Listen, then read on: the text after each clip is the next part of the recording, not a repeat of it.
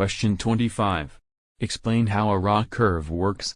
Answer. The ROC curve is a graphical representation of the contrast between true positive rates and false positive rates at various thresholds. It is often used as a proxy for the trade-off between the sensitivity, true positive rate, and false positive rate.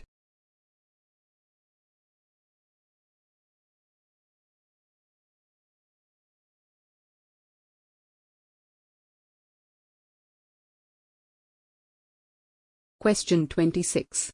What is TF/IDF vectorization? Answer, dash.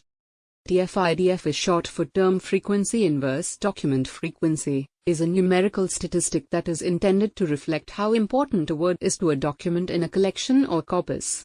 It is often used as a weighting factor in information retrieval and text mining.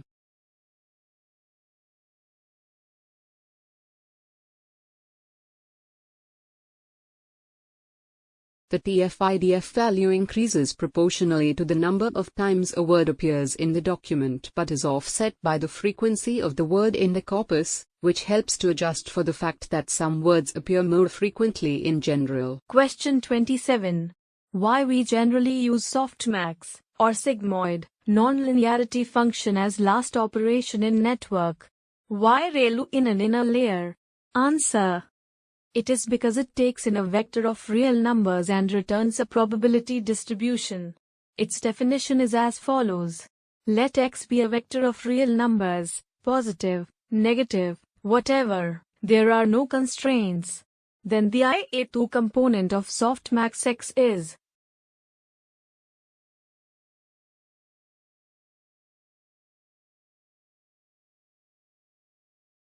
It should be clear that the output is a probability distribution. Each element is non-negative and the sum over all components is 1.